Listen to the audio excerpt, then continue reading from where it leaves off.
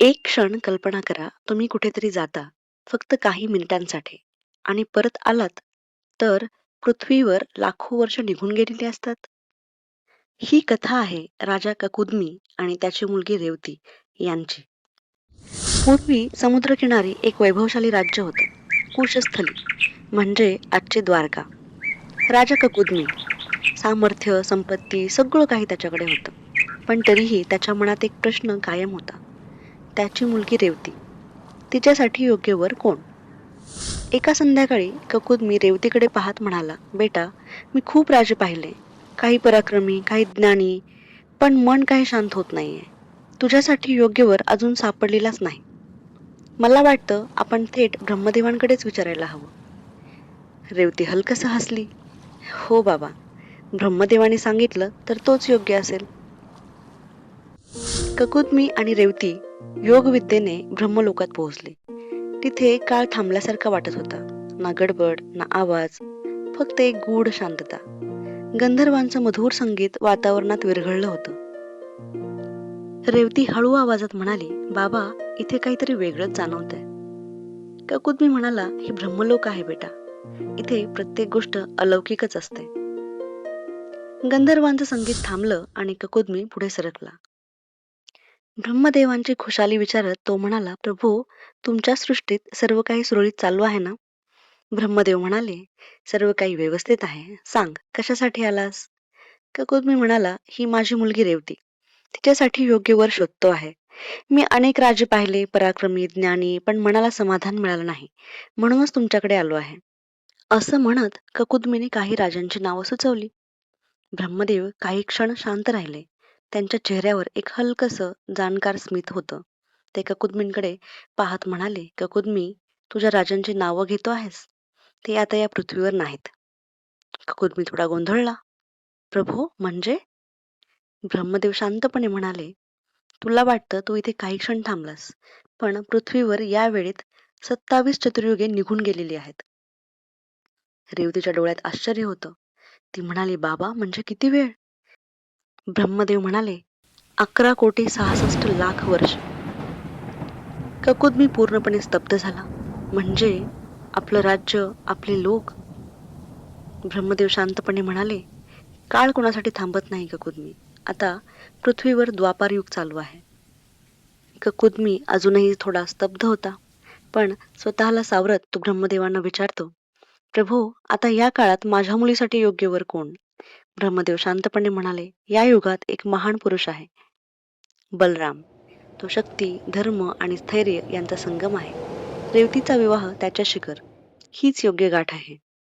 ककुदमी आणि रेवतीने ब्रह्मदेवांना नमस्कार केला आणि पृथ्वीवर परतण्याचा निर्णय घेतला. ते पृथ्वीवर परत आले, पण त्यांना सगळं काही अनोळखी वाटत होतं. जिथे त्यांचं कुशस्थली राज्य होतं, तिथे आता काहीतरी वेगळंच उभं होतं. ना ओळखीचे लोक, ना ओळखीची ठिकाणं, सगळंच बदलून गेलं होतं. ककुदमी काही क्षण शांत उभा राहिला, मग हळू आवाजात म्हणाला, बेटा, जे काही घडलं ते देवाच्या इच्छेनेच घडलं आहे. रेवतीनेही शांतपणे मान हलवली. ककुदमीच्या मनात आता शंका नव्हती. योग्य वेळ, योग्य व्यक्ती आणि योग्य निर्णय हे सगळं आधीच ठरलेलं होतं.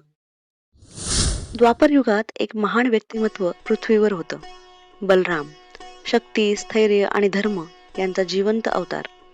त्यांची उपस्थितीच वेगळी होती, शांत पण सामर्थ्याने भरलेली. ककुदमी रेवतीला घेऊन बलरामांसमोर गेला.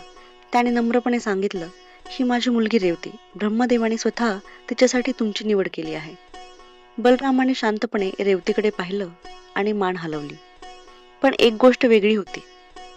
रेवती प्राचीन युगातून आली होती.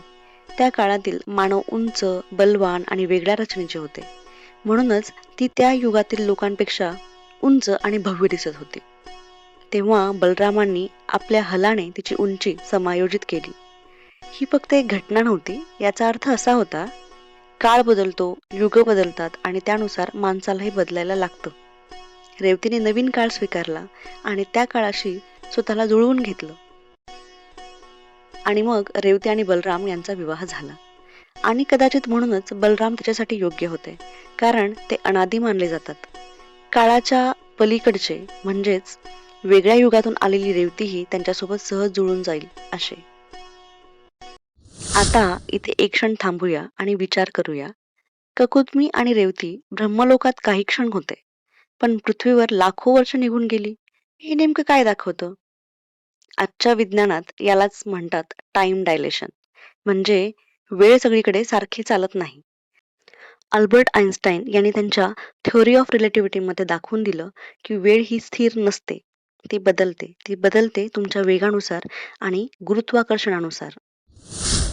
जर तुम्ही अशा ठिकाणी असाल जिथे वेग खूप जास्त आहे, म्हणजे प्रकाशाच्या वेगाच्या जवळ आहे, किंवा तुम्ही अशा ठिकाणी असाल जिथे गुरुत्वाकर्षण खूप प्रचंड आहे, जसं एखाद्या विशाल ग्रहाजवळ किंवा ब्लॅक होल जवळ असतं, तर तुमच्यासाठी वेळ हळू चालते. आणि जे लोक पृथ्वीवर आहेत, जिथे वेग कमी आहे आणि गुरुत्वाकर्षण तुलनेने कमी आहे, त्यांच्यासाठी वेळ जलद चालते. म्हणजेच वेग वाढला की वेळ मंदावते आणि गुरुत्व वाढलं तरी वेळ मंदावते. कदाचित म्हणूनच ब्रह्मलोकासारख्या उच्च स्तरावर वेळ वेगळी चालते आणि पृथ्वीवर वेगळी. आइन्स्टाईन यांनी हे गणितातून सांगितलं होतं, पण आपल्या पुराणांनी ही कल्पना कथेच्या रूपात आधीच मांडली होती. आपण वेळ घड्याळाने मोजतो, पण ब्रह्मांड वेळ मोजतं नियमांनी. कथा वेगळी, भाषा वेगळी, पण सत्य एकच.